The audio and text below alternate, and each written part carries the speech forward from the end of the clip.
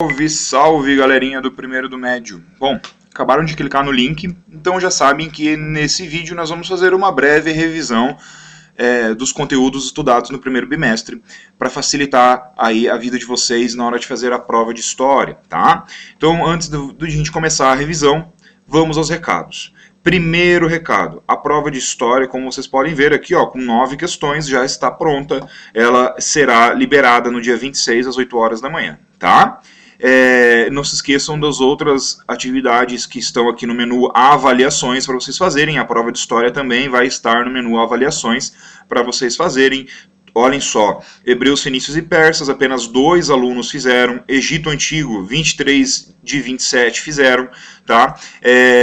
Todo mundo participando, galera. Não se esqueçam. Eu tenho notado que alguns alunos têm aberto os vídeos e não assistiram até o final. Eu tenho notado que alguns alunos não abriram nada, não fizeram nenhuma atividade. E nós aqui da escola estamos atentos a isso. Eu vou inclusive passar aí uma lista para a coordenação com o nome desses alunos que não estão fazendo nada, tá? Então se cobrem, todo mundo tem que estar bem avisado, beleza?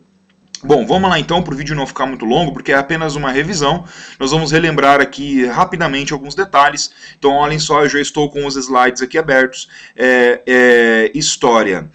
Primeiro capítulo que estudamos esse ano foi a Introdução aos Estudos de História. Segundo capítulo, Primeiras Comunidades. Terceiro capítulo, Mesopotâmia. Esses 3 primeiros capítulos é o que a gente vai dar mais ênfase aqui nessa revisão. Afinal de contas, o capítulo do Egito e o capítulo 5, Hebreus, Fenícios e Persas, possuem vídeos lá no meu canal. Vocês podem estar assistindo à vontade, tá? Vamos lá então, pessoal. Introdução aos Estudos de História. Simbora. Por que se ensina história na escola? Deixa eu colocar um F11 aqui para ficar a tela cheia. Aí sim tá melhor, né? Por que se estuda história na escola? Olhem só, várias cédulas de dinheiro com personagens históricos de muitos países. Nós temos aqui o euro, né? O dólar, nós temos o cruzado, que já foi uma moeda brasileira. Temos aqui também a moeda da Índia, né?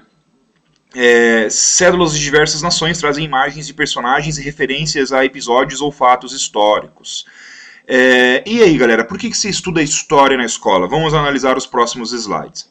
Então, antes da gente analisar tudo isso, vamos relembrar alguns conceitos históricos, conceitos importantes para vocês nunca se esquecerem. Primeiro, o que é processo histórico? Processo histórico é o conjunto das variadas práticas e ações humanas devidamente ordenadas e estruturadas de maneira racional. Ou seja, é o estudo e a compreensão da história de uma maneira racional, levando em consideração a economia, a política, a sociedade, a religião, a cultura de cada povo, a época de cada povo, né, o contexto de cada povo, tá? O que é tempo histórico? Os historiadores se deparam com o tempo cíclico e o linear. O tempo linear, galera, é aquela linha do tempo, né, a linha do tempo que começa lá na pré-história e vem até hoje, né, a idade contemporânea, e o tempo cíclico é o tempo ao qual nós, os meros humanos, estamos acostumados, né, com o ano dividido em meses, semanas, anos, né? Sujeito histórico. O que é sujeito histórico? É o resultado da ação de todos os sujeitos históricos, é fundamental para a valorização e participação de qualquer indivíduo. Então, o sujeito histórico são os personagens da história. E aqui cabe um recado importante. Não apenas heróis, reis, pessoas importantes são considerados sujeitos históricos. Qualquer pessoa pode ser considerada sujeito histórico. Qualquer pessoa teve a sua contribuição na história e, por isso, pode ser objeto de estudo da história, tá? Dos historiadores. E o que é o conceito de cidadania? Qualidade daquele que é cidadão, que tem direitos e tem deveres para com a sociedade na qual faz parte. Muito bem, continuando.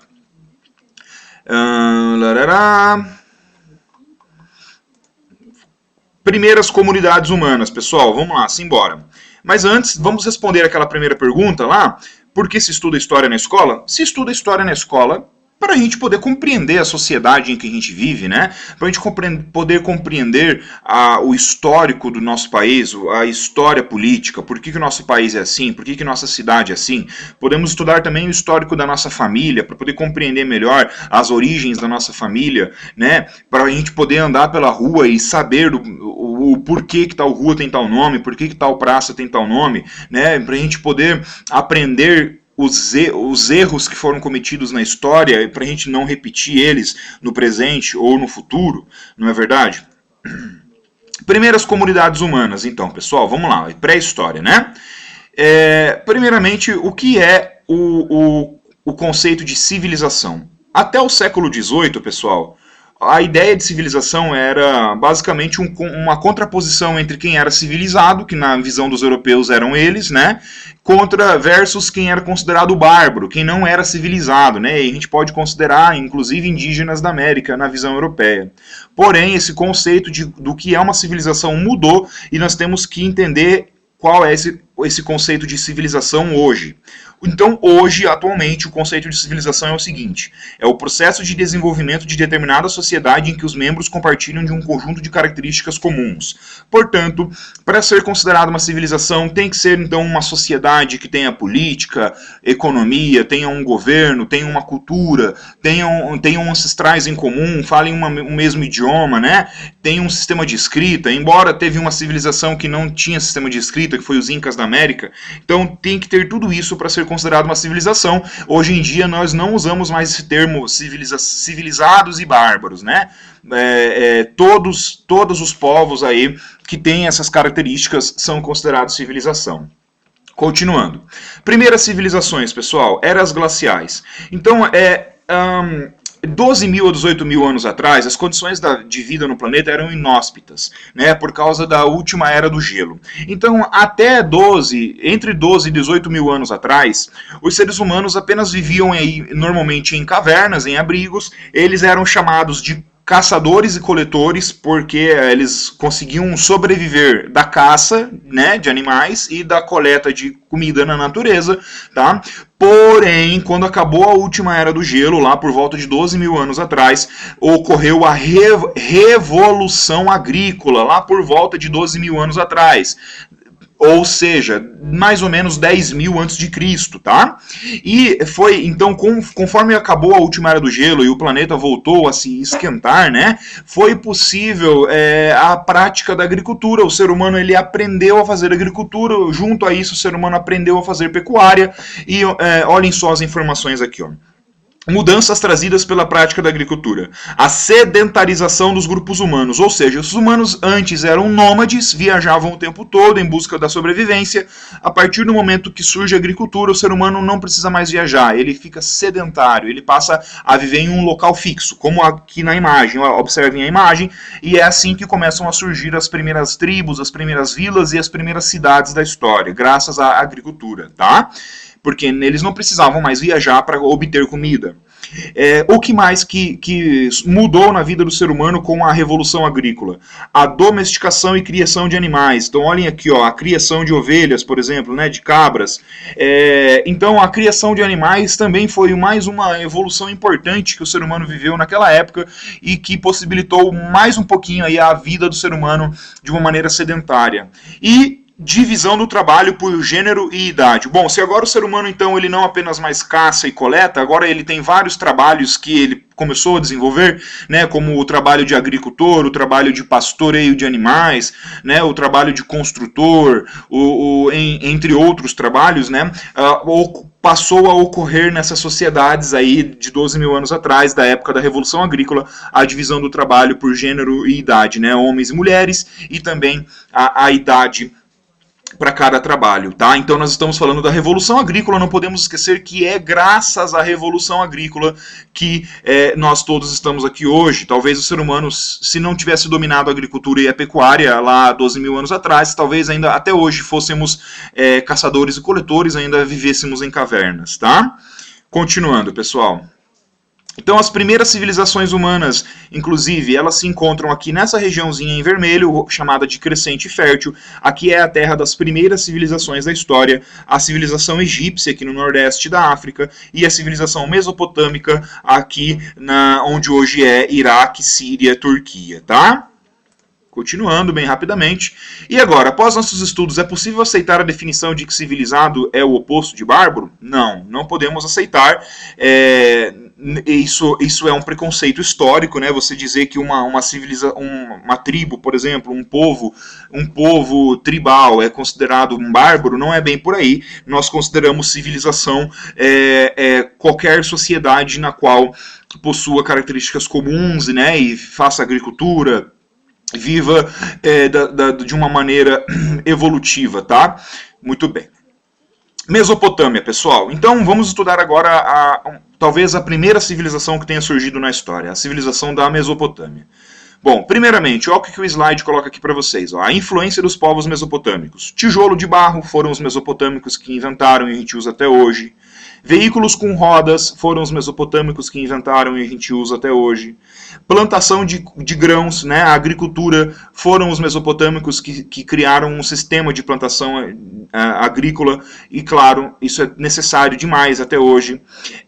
A linguagem escrita, nossa, isso é muito importante, foram os sumérios, um dos povos mesopotâmicos que inventaram o primeiro sistema de escrita da história. Provavelmente eles inventaram isso para facilitar as trocas comerciais na época, tá?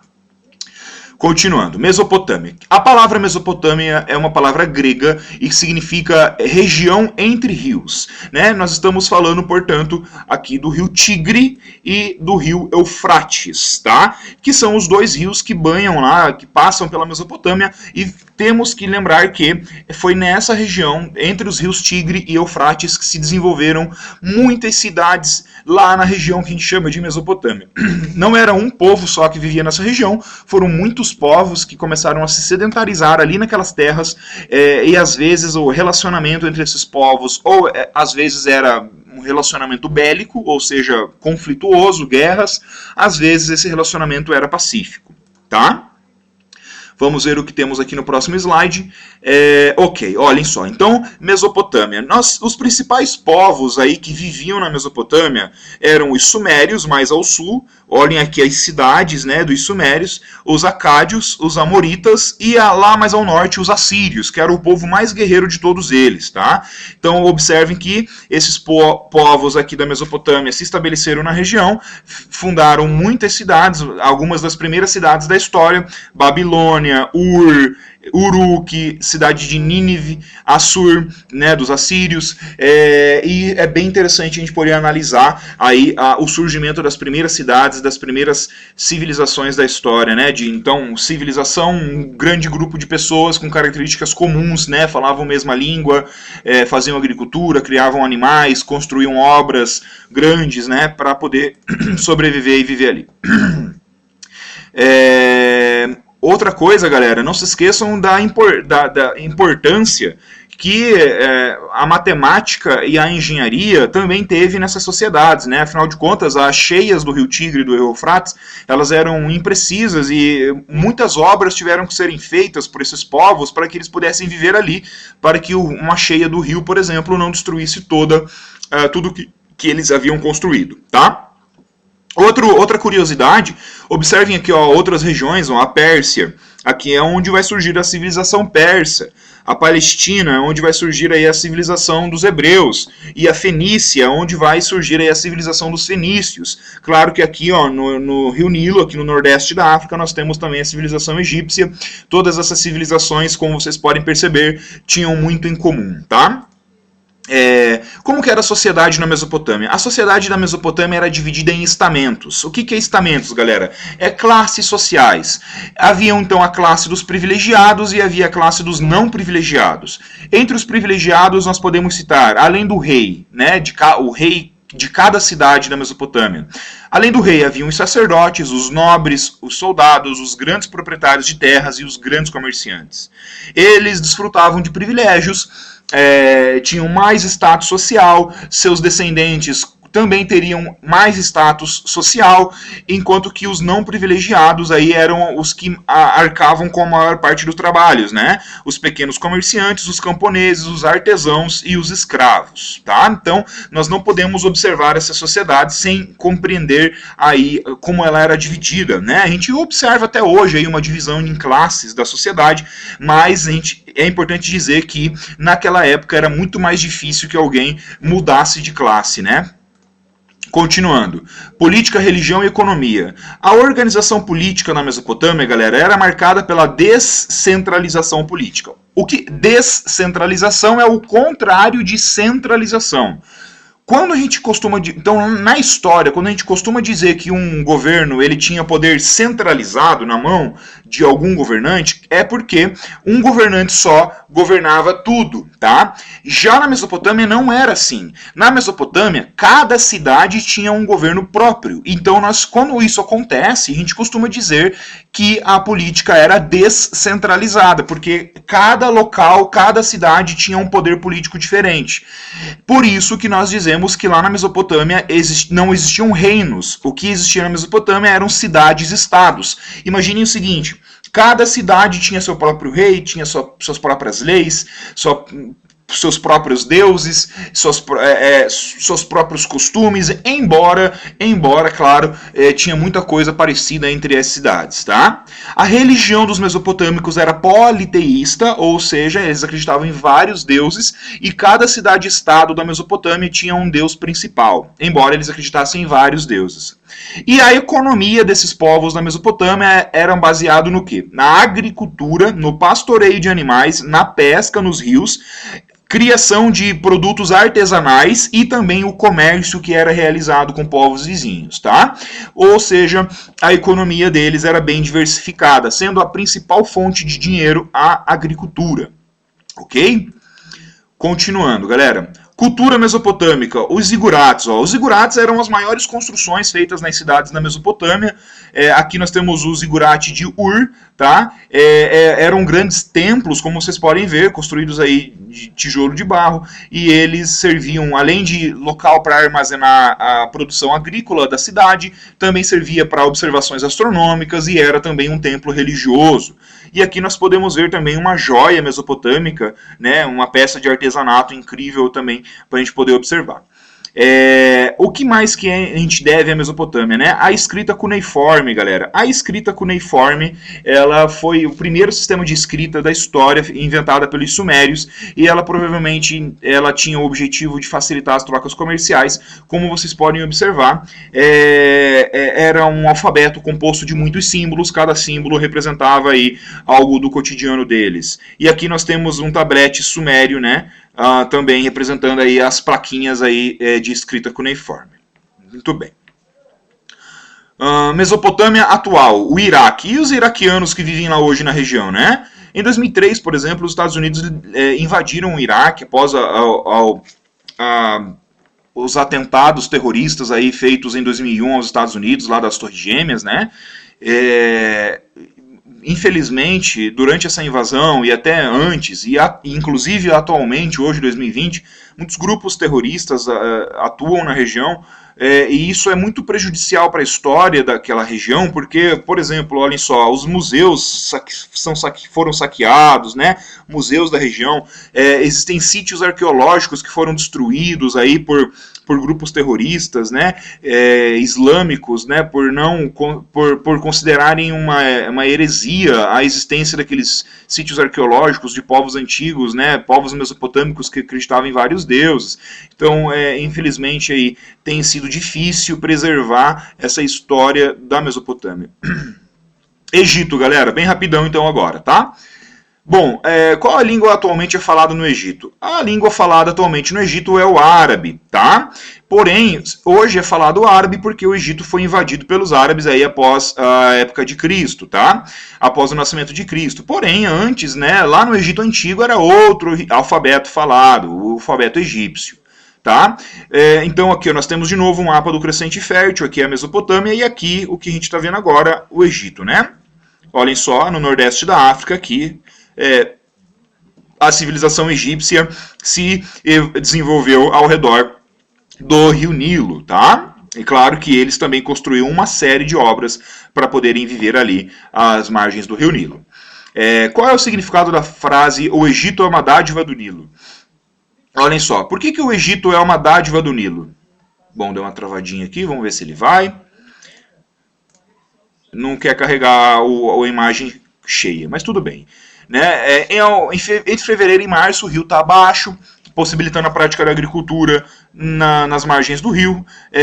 De setembro a agosto a setembro é a cheia do rio, e essa época não dá para fazer agricultura, é uma época então, que os egípcios se concentravam em construção de obras públicas, e nós costumamos dizer que o Egito é uma dádiva do Nilo. A civilização egípcia antiga surgiu ali graças ao rio Nilo, graças à fertilidade que o rio Nilo trazia, possibilitando a agricultura, tá? Por isso que o Egito é uma dádiva do Nilo.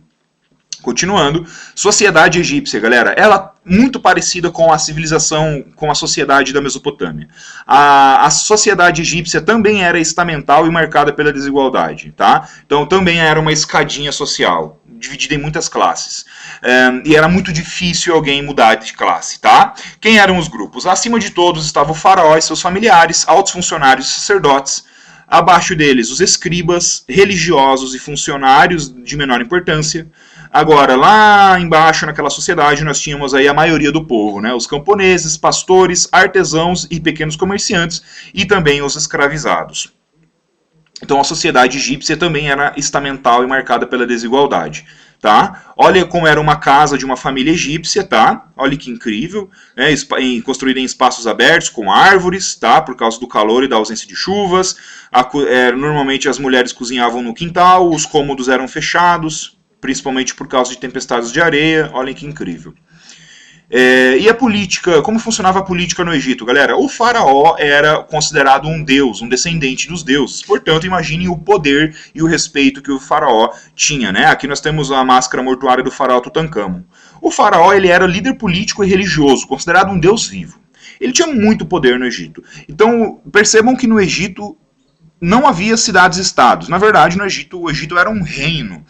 Então, o faraó comandava todo o Egito, diferente da Mesopotâmia. Na Mesopotâmia, cada cidade tinha o seu próprio governante. Por isso que a gente diz que na Mesopotâmia eram cidades-estados, diferente do Egito.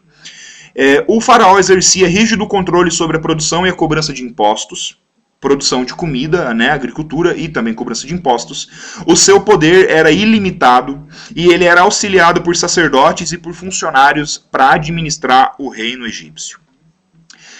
Economia. A economia egípcia também era baseada nisso daqui, ó, galera. A agricultura era a principal fonte de riqueza dos egípcios, o comércio e a produção de artesanato, né, que a gente chama de manufatura, tá? Olhem só aqui, vasos de cerâmica incríveis.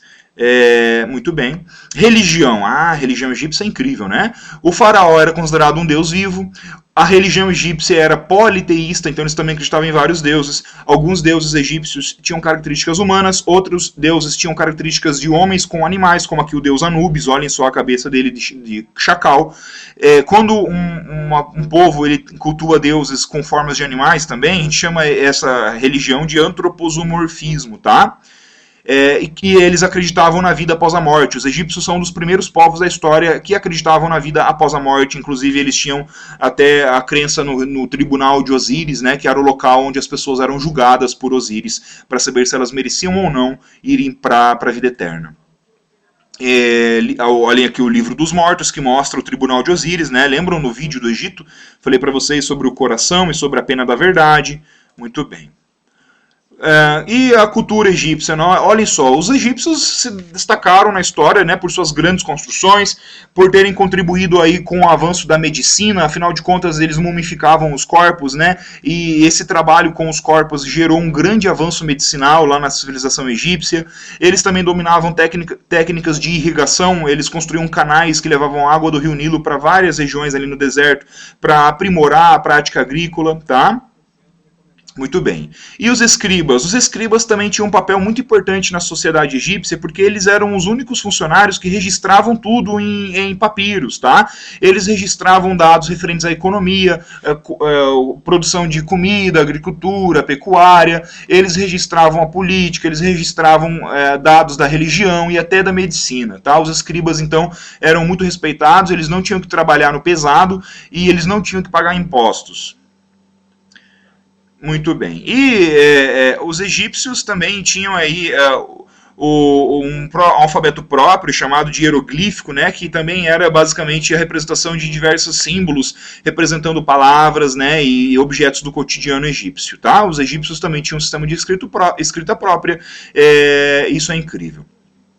Bom, Invasões no Egito. Os egípcios foram invadidos algumas vezes por povos vizinhos. Os assírios, por exemplo, invadiram o Egito. Os íquios invadiram primeiro, depois os assírios, depois os persas, depois os macedônios, o Império Romano, depois os árabes, depois o Império Turco-Otomano e recentemente, aí, nos últimos séculos, os ingleses também chegaram a invadiu o Egito, porém, apesar de tantas invasões, né, de tantos povos com culturas diferentes, a cultura que prevaleceu no Egito até hoje é a cultura árabe, pois foram os árabes aí que ficaram mais tempo aí no controle do Egito.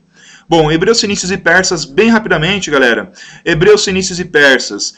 Quais são as influências que esses povos influenciaram para o presente? O alfabeto, principalmente o alfabeto fenício. O alfabeto fenício era uma simplificação do mesopotâmico e do egípcio. Depois, esse alfabeto fenício foi simplificado ainda mais por gregos e romanos, até virar o latim, lá no Império Romano. E é do latim que o nosso idioma falado português nasceu, tá? E o monoteísmo, né? Os hebreus, eles foram muito importantes, também criando a primeira religião monoteísta da história, a religião de crença em um Deus só. Países que ocupam as regiões onde hoje ocupam hoje regiões onde viviam os hebreus, fenícios e persas. Israel hoje é onde viviam os hebreus, Líbano e Síria é onde hoje viviam os fenícios, e o Irã é onde viviam os persas, tá? Então, olhem só, hebreus, fenícios e persas.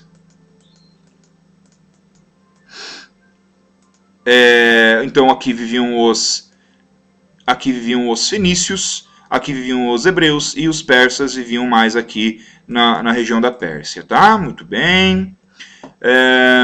Os hebreus, então, eles foram importantes para a Bíblia, inclusive a Bíblia católica, foram eles que escreveram aí o Velho Testamento. Acreditavam que Abraão era um ancestral em comum que conduziu o povo hebreu da cidade de Ur, onde eles eram escravos, até a terra prometida, que era a Palestina, e a Palestina, onde se fixaram os hebreus, é a região ali perto do Rio Jordão, lá próximo ao Mar Mediterrâneo, onde hoje é Israel, né? Os hebreus, então, a política deles era organizada e comandada por patriarcas, juízes e reis, tá? A religião deles era religião monoteísta, acreditavam em um Deus só, todo-poderoso, criador de tudo. Essa religião vai ser absorvida lá pelos católicos para a fundação do cristianismo. E os fenícios? Os fenícios, galera, eles viviam aqui, ó, nessa regiãozinha, e eles acabaram se espalhando aí por todo o mar Mediterrâneo, fundando muitas colônias, como vocês podem observar no mapa, ó. Devemos aos fenícios, por exemplo, o desenvolvimento do comércio. Eles eram grandes comerciantes, o desenvolvimento de técnicas de navegação. Eles eram grandes navegantes aqui pelo mar Mediterrâneo. E muito bem. Continuando, olhem só, o comércio era a principal atividade econômica dos fenícios. Olhem aqui moedas fenícias, né, um sítio arqueológico fenício incrível. E o comércio, como o comércio exigia um forte controle eficiente, né, do governo fenício, foi criado o alfabeto fenício, esse alfabeto aqui, que depois foi simplificado por gregos e romanos até dar origem aos alfabetos que a gente conhece hoje, tá? E por último, os persas. Os persas chegaram a formar um dos maiores impérios que o mundo já viu, né, galera? Olhem só, a capital, as principais cidades, né? O centro do Império Persa eram as cidades de Susa, Persépolis, tá? Eram as principais cidades aí. E eles, em sua máxima extensão, chegaram a ocupar todo esse território em verde, tá? Ciro o Grande foi, então, o primeiro rei persa que deu início aí à ampliação do território. Depois do Ciro vieram outros imperadores, que o Império Persa tinha uma administração centralizada, então era um imperador que comandava tudo, tá? Eu quero voltar aqui no mapa, observem que os persas, lá por volta do século 6, 5 a.C., eles dominaram muitos povos, eles dominaram os mesopotâmicos, dominaram os hebreus, dominaram os egípcios, eles tentaram dominar os gregos, mas não deu muito certo, como a gente pode ver lá no filme 300, né? Eles tinham, então, para administrar esse território tão imenso, criaram estados que eles chamavam de satrápias. Eram, então, vários estados dentro desse império. Cada satrápia tinha um governante, tá, que respondia apenas ao imperador. A língua que eles falavam era o aramaico. Eles tentavam levar esse idioma para todo o império. Padronização de pesos e medidas, isso é muito importante para facilitar o comércio. E eles cobravam impostos dos povos dominados, tá? A religião deles era dualista, eles acreditavam na oposição entre o bem e o mal. o cara que fundou essa religião, chamado de Zaratustra, tá? E o livro sagrado dos persas é a Avesta. Muito bem, galera, uma revisãozinha, caprichem, já os recados foram dados no início do vídeo. Bye, bye.